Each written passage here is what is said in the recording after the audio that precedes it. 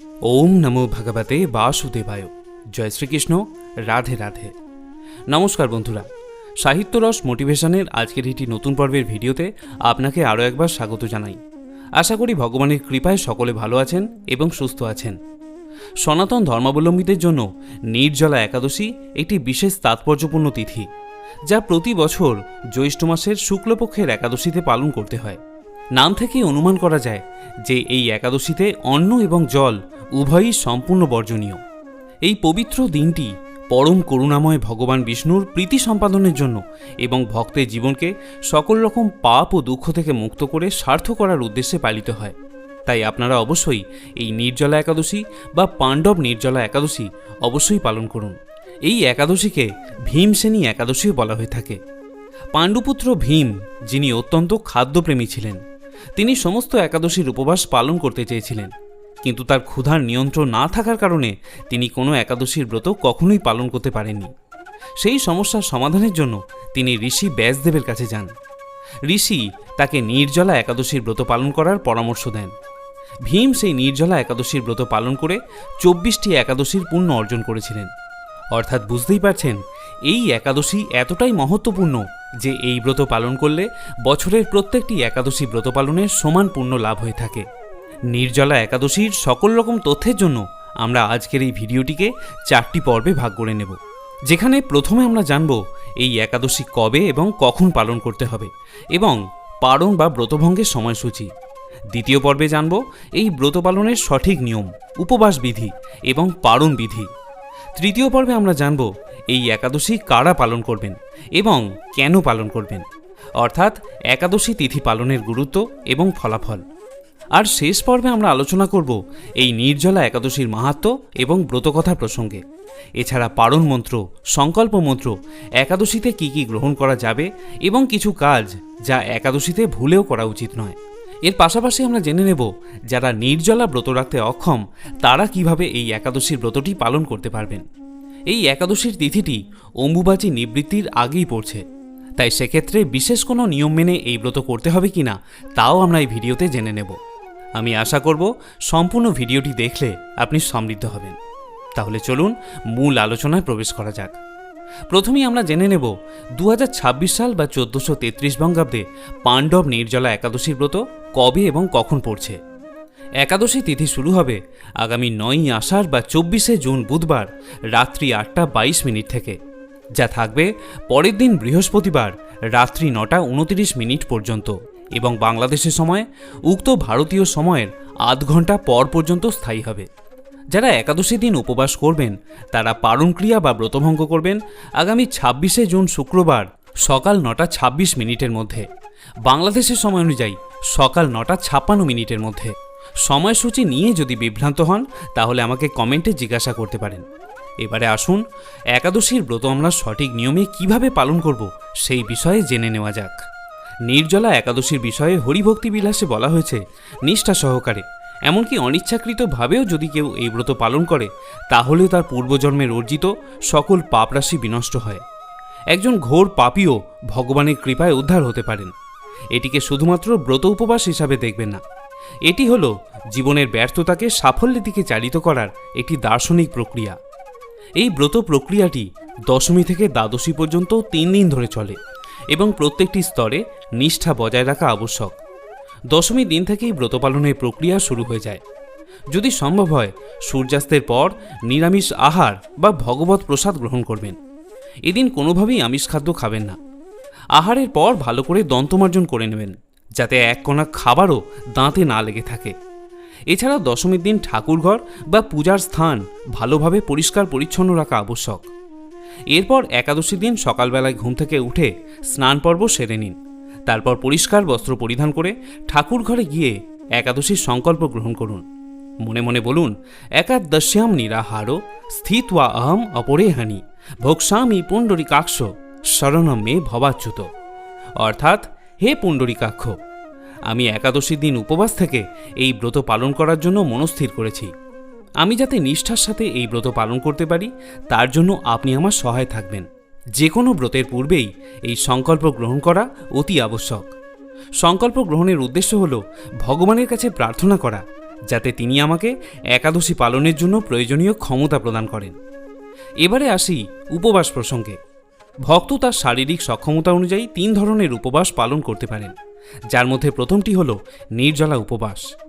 ভীমসেনী বা পাণ্ডব নির্জলা একাদশী প্রসঙ্গে বলা হয়েছে যে ব্রতকারী যদি সক্ষম হন তাহলে অবশ্যই আহার এবং পানীয় বর্জন করে এই একাদশীর উপবাস রাখবেন, অর্থাৎ পালনের আগে অবধি জল পর্যন্ত গ্রহণ না করে ব্রত পালন। এটি হলো শাস্ত্র সিদ্ধান্ত বিধি। তবে কেউ যদি শারীরিকভাবে অসুস্থ হন বা বৃদ্ধ হন তাহলে ফলমূল বা জলপান করেও এই ব্রত স্বচ্ছন্দে পালন করতে পারেন। তবে যেটি একবারই বর্জন করতে হবে তা হলো পঞ্চরবিশস্য, অর্থাৎ চাল বা গম জাতীয় কোনো খাবার, ডাল, সরিষার তেল ইত্যাদি একাদশীর দিন বর্জন করতে হয়।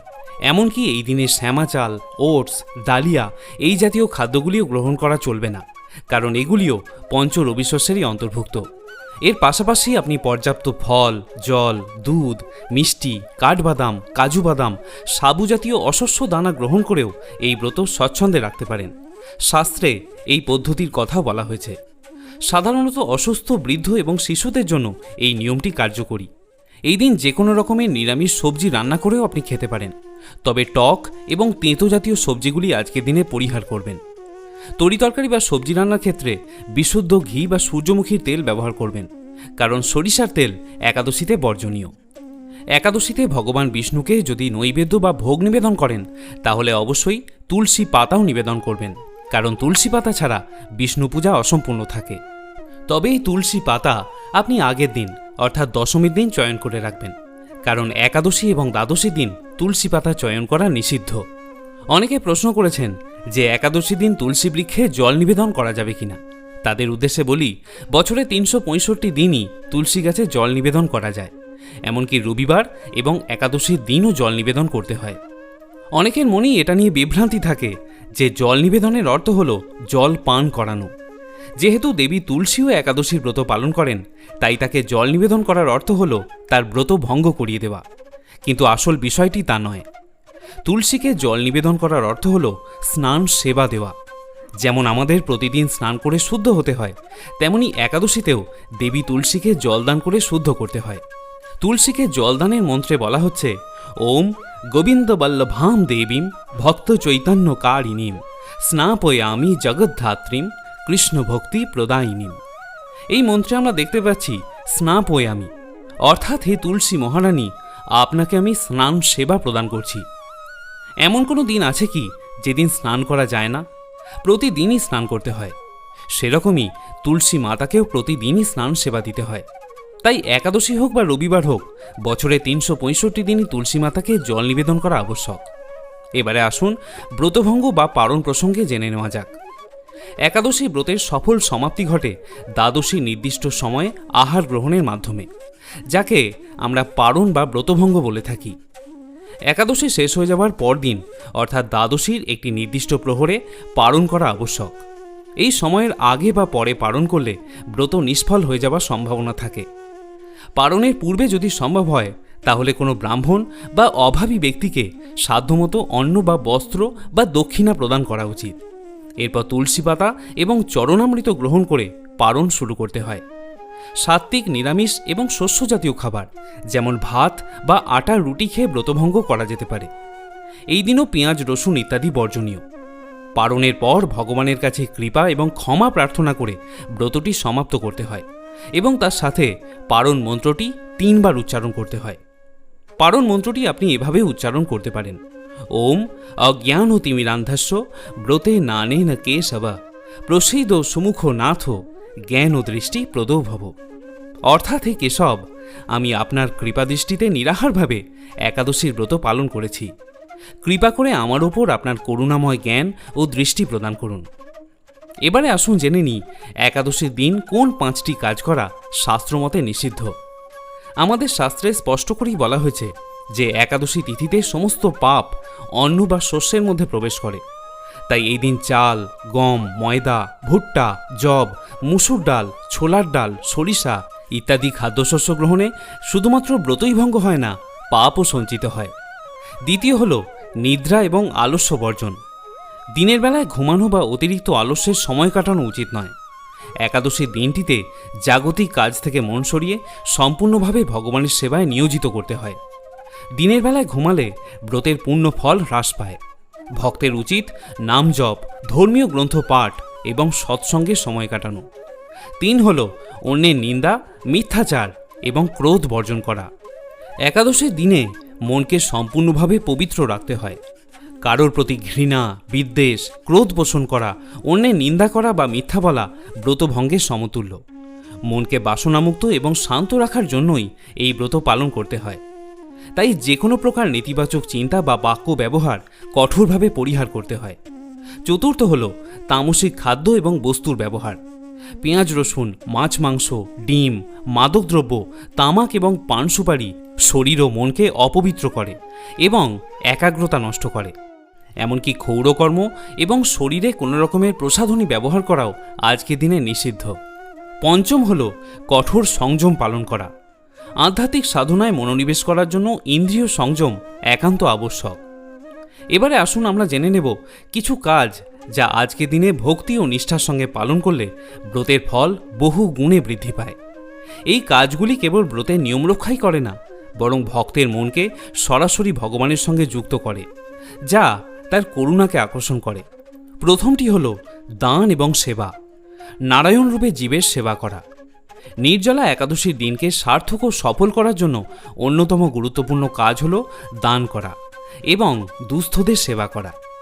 হিন্দু দর্শন অনুসারে সকল জীবে নারায়ণ বাস করেন, তাই এই দিন কোনো অভাবী দরিদ্র বা ব্রাহ্মণকে সাধ্যমতো দান করলে তা সরাসরি ভগবান বিষ্ণুর চরণে নিবেদিত হয়।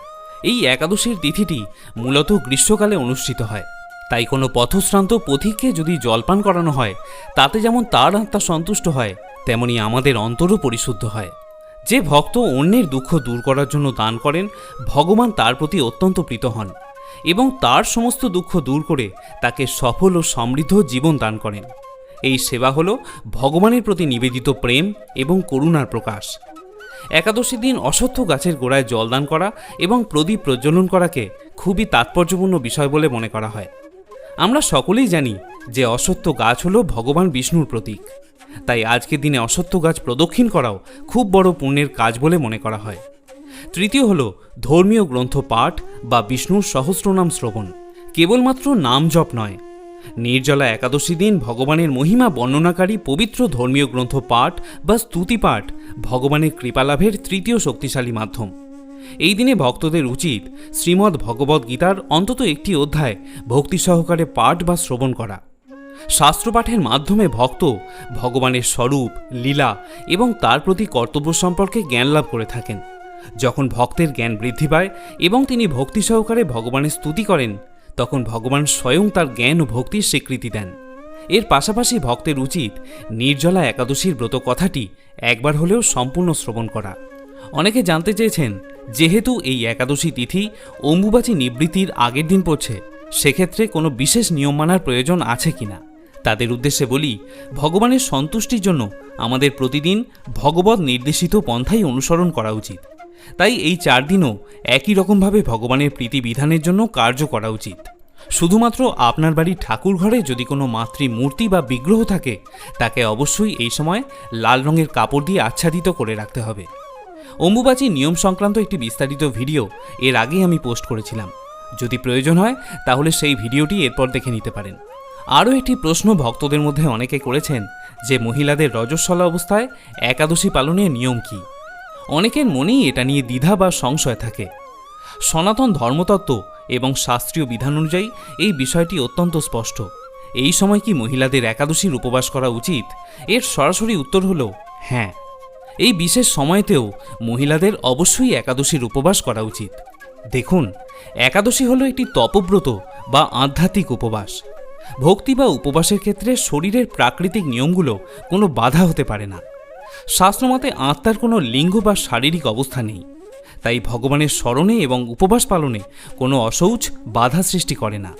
শাস্ত্রীয় বিচারে এটি কোনো পাপ বা স্থায়ী অসুচিতা নয়। তাই নির্জলা একাদশীর মতো গুরুত্বপূর্ণ তিথি কেবল শারীরিক কারণে ত্যাগ করা অনুচিত। যদি কেউ এই অবস্থায় ব্রত ত্যাগ করেন, তবে তিনি একাদশী ভঙ্গের পাপে লিপ্ত হতে পারেন। তাই ঋতুমতী মায়েরা স্বচ্ছন্দে একাদশীর ব্রত পালন করতে পারেন। তবে এই অবস্থায় সরাসরি বিগ্রহ বা ঠাকুরের মূর্তি স্পর্শ করা নিষিদ্ধ। আপনি নিজে হাতে ফুল বা তুলসী পাতা দিয়ে পূজা করতে পারবেন না, তবে আপনার হয়ে পরিবারের অন্য কেউ, যেমন স্বামী, সন্তান বা অন্য সদস্য ভগবানের পূজা সম্পন্ন করে দিতে পারেন। আমি আশা করব এই বিষয়টি আপনার কাছে পরিষ্কার হয়েছে। প্রিয় ভক্তগণ, সবশেষে একটাই কথা বলবো, একাদশী পালনের প্রকৃত উদ্দেশ্য কেবল ব্রত বা উপবাস করা নয়। এই দিন নিরন্তর ভগবানের মনন, কীর্তন এবং শ্রবণের মাধ্যমে একাদশীর দিনটি অতিবাহিত করতে হয়। এই দিন যে কোনো রকমের পরনিন্দা, পরচর্চা, মিথ্যা ভাষণ, রাগ এগুলিকে পরিহার করতে হয়। তাই আপনিও পরম পবিত্র এই নির্জলা বা পাণ্ডবা একাদশীর ব্রত অবশ্যই পালন করুন এবং ভগবানের সান্নিধ্য লাভ করুন। প্রিয় শ্রোতা বন্ধুরা, যদি এই ভিডিওটি সম্পর্কে কোনো প্রশ্ন বা মতামত আপনার মনে থাকে তাহলে নিচের কমেন্টে আমাকে জানাতে পারেন। আমি আপনার প্রশ্নের উত্তর নিশ্চয়ই দেব। সকলে ভালো থাকুন, সুস্থ থাকুন এবং আনন্দের সঙ্গে নির্জলা একাদশীর ব্রত পালন করতে থাকুন। জয় শ্রীকৃষ্ণ।